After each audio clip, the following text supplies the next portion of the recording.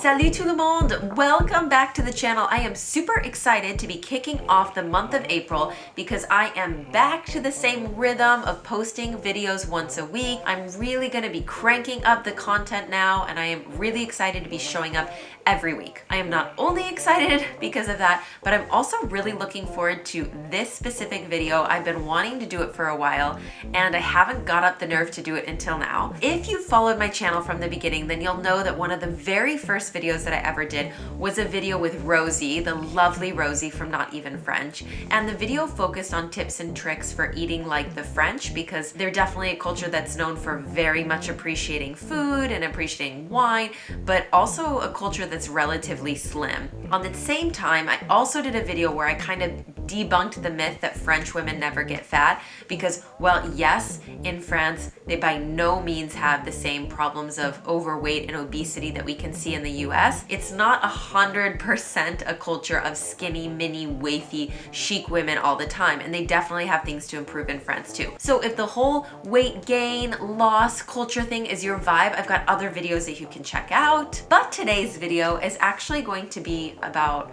my personal experience and kind of opening up to you about what it was like losing and gaining weight in France, because I have gone through both sides of those, and both of them weren't very positive experiences, and a lot of that I think is linked to weight perception and the importance on it in France. So I'm looking forward to opening up for you guys about this. Obviously, I love hearing from you guys in the comments below, and I love to know if you can relate, if you don't, if you agree, if you don't. But just for this video, I would love it if you guys would be a little bit extra kind in the comments when you do disagree, because obviously I'm opening up about something that doesn't make me super comfortable, but the more that I opened up off of YouTube, the more that I realized that other people had gone through something similar. So I think it's about time to get over my fear and fill you guys all in.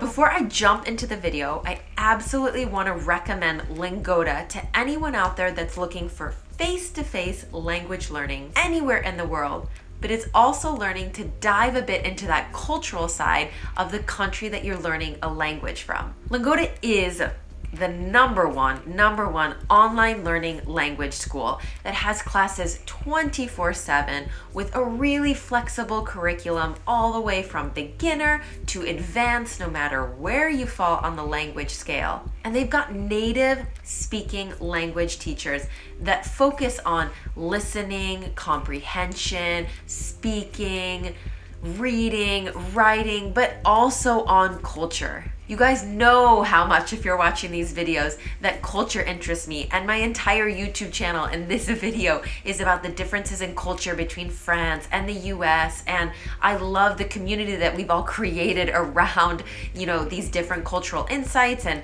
what we share. And I know that everybody can't experience another country firsthand all the time. And so I think it's really great with Lingoda that if you want to learn French, if you want to learn Spanish, if you want to learn German, or maybe you want to learn English, while you're learning these languages, you're also getting the opportunity to learn more about the culture. We all know that learning a language is a great way to dive into a new culture, and I love that with Lingoda you can really do it efficiently from your own house, as flexible as you want to make it. Lingoda also has these really great language sprints, and there is one that is kicking off to start on April 18th. And the sprints are basically, you commit at the beginning to sign up for 15 classes or 30 classes for 2 months. And if you complete what you decide to sign up for, you actually get 50% cash back or 100% cash back. Yes, it is possible to take these lessons, the 30 lessons over the course of 2 months, and have them be absolutely free at the end. So not only is it a deal, but it's also really motivating to see how much progress you'll actually make in that language when you commit to that amount of classes. It's super simple to sign up for a class, and there's no specific order of classes that you have to take. So you can really decide what's best based for you, and you can really focus as many classes as you want on the cultural side of the country of that language that you're learning. I'm gonna jump back to the video now, but all of the links to check out Lingoda are in the YouTube description below, along with a 20 euro code off your deposit for the sprints. So really, if this is all slightly piqued your interest, just check it out in the YouTube description below and go to Lingoda's website and read a bit more about it and see if it could be something that could be great for you. Because if you're looking for classes, online, quality, really want to go somewhere and see real progress in the next couple of months in another language, then Lingoda is perfect for you. Okay, as I said, let's get back to that subject, gaining and losing weight in France. C'est parti. So I won't spend a lot of time, or any time really, addressing the entire stereotype about French women don't get fat, because I've got another video about that. But there is one thing that you've got to keep in mind for this video, and it's the fact that weight gain, or weight in general is not as much of a taboo subject to talk about as it is in the US. I'm not saying that people comment on a regular basis about my weight at work, okay? But what I do mean is that when it comes to family, when it comes to friends, when it comes to just the news, when it comes to what you read, when it comes to magazines, it's not that taboo to hear people talking about weight. My mother-in-law, for example, will absolutely say to my husband, looks like you gained weight, or looks like you're losing weight. And it's not a huge difference, it's not a massive fluctuation. And she'll comment about it. Weight is not just linked to beauty in France, though it absolutely is also linked to beauty, but it's not just linked to beauty, it is also linked to health. And I don't know if because the health system is public in France, and so then that maybe gives people, at some point weight is linked to health, at least for the French it is. And the fact that everyone pays for each other's health, when people see you in what they consider is not a healthy state, they feel like it's their business to comment. Sometimes I really do think that it's linked to that. We also know that the French has a very direct culture, and they're not so worried about potentially hurting other people's feelings, and they're definitely not in the same US PC, politically correct, am I what I saying not gonna hurt anybody's feelings? In the US we walk on eggshells. Nobody in France is walking on eggshells. It's not surprising, at least for me, I feel like, to find myself in situations where I think it's a bit bizarre culturally to be talking about weight. If I go back to just my history of weight before I got to France, just so it gives you an idea, I grew up in the US. I actually did competitive gymnastics. I was working out in the gym 16 to 20 hours a week. So I grew up in a quite athletic build. So I was never wafy and super thin, but I was definitely athletic, fit, and always considered healthy by my doctor, right? Then I went to college and I gained the freshman 15. And so I was no longer as toned and fit as I was, in high school. I was still in a normal weight range, okay? So when I arrived to France after college, I was 5'6". I weighed about 145 pounds, which is 66 kilos. And I was 100% in the normal BMI and very comfortable with myself, right? Wasn't worried about the fact that I had gained the freshman 15. 3 years after I moved to France, I mentioned to my boyfriend at the time and some friends that I'd always had this dream and this ambition to run a marathon, and that my boyfriend was like, you will never be able to do that, there's no way you're going to be able to run a marathon. And I of course saw that as a challenge and also dumped him, sucker. Anyway, so he never got to see me actually fulfill that ambition, but I did. In 2016 I ran the Paris Marathon, and one of the benefits to training for that marathon was that I actually lost about 6 kilos when I was training. So it was, obviously it was a nice added benefit, but it wasn't something I had planned on, and it wasn't something that I had expected to get so many comments on. I was living in Paris at the time, so naturally it's a big city, it's a fashion capital, it's definitely known for having the very thin, wafy women walking around, and also we know that that's kind of the idealized version of beauty. And while I always kind of looked at these women a bit curiously, kind of like animals at the zoo, where they just oozed cool and chic, and I was never like that I was curious about them, but I never looked at them and ever felt like I needed to lose weight. And so when all of these comments started coming about my weight loss from running the marathon, I had a very weird time adjusting and kind of taking that in and soaking it in. Don't forget that I was already in a normal weight range when I started training for the marathon. And when I finished training, I was also still in a normal weight range. So apparently you start to see a weight loss on somebody when they start to lose about 10 pounds. This is on average, okay? Everything depends on your body type, right? But about 10 pounds, which is about what I was starting to be at. So yes, maybe there was obviously things that you could notice, but I hadn't gone through this tremendous like change. I mean, I wasn't on like my 400-pound like life or something where you had seen this massive weight loss that it was impossible not to comment on. Yet I was getting comments from, I mean, more people than I ever thought I would. I got comments from basically my boss's boss's boss at work, and his comment was particularly hurtful when he said, "Dis donc, that marathon was worth it." And then he gave me a little wink, because that's not the reason I did the marathon. But I also got comments from colleagues, from acquaintances, from my boyfriend's family. I had a new one. From, I remember also the family that I babysat for. The list goes on, and all of them are telling me how great I looked and how much better I looked. And really, I'm really curious if this has ever happened to somebody else, but it was really hard for me to see the positive side of that, because when I had seen myself 2 or 3 months before in the mirror, I had never thought that there was anything wrong, and I never thought that I needed to lose weight. And so all of a sudden getting all of this positive reinforcement as if and it was really beauty, as if I am starting to be more beautiful because I have lost that weight. It really, really hit me in a kind of rough way, especially because by the time I lost this weight, I was maybe around 130 pounds, 60 kilos. That's not considered thin in France. Like, no one would have called me thin, which means that I probably had more weight to lose per the French.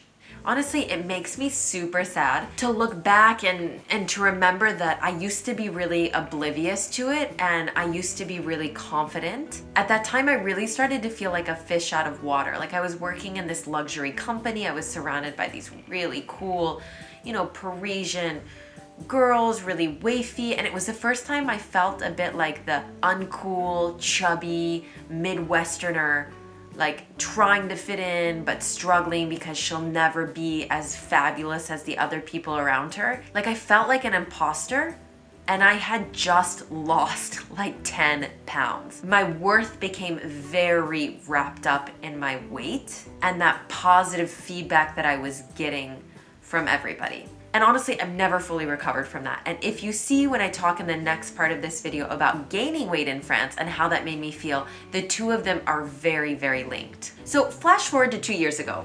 Following the whole marathon incident, I never put that weight back on. And it's not much of a shocker because first, after about 3 years, I was starting to get more into the French way, some of their really healthy habits where they're eating 3 meals a day, they're not snacking, they're drinking a lot of water, big lunches, small dinners. There were some things that was keeping up in a bit of a lifestyle change, but also that weight never came back because there was a little gremlin that had woken up inside of me and sitting on my shoulder right here telling me that my weight was very much equal to my worth. And if I wanted to fit in, I needed to be the thinnest version of myself. So then the most wonderful thing happened 2 years ago, and I got pregnant, and it was so exciting.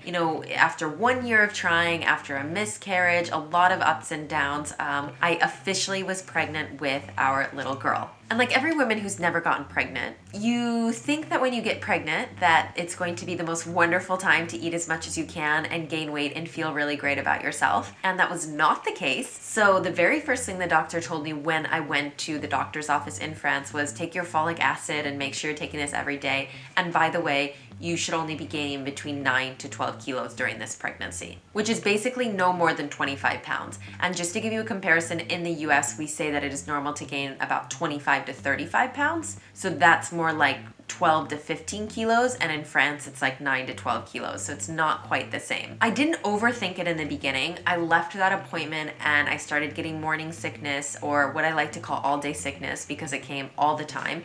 And for me, the only thing that would help with that constant nausea was eating. And what did I crave? I craved carbs. That's what made me feel better. So I went back in for my 2-month checkup. First thing they asked me to do was undress and get up on the scale. And right away my doctor said, "Madame, you've gained 2 kilos.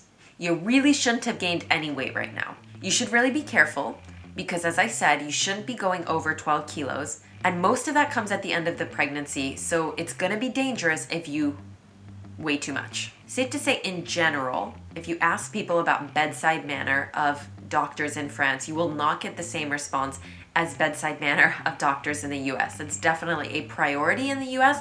It is definitely not a priority in France. And my gynecologist did not say any of this with any ounce of sugarcoating or friendly smile or pat on the back, it's gonna be okay. It was very blunt and very, very direct. I felt terrible.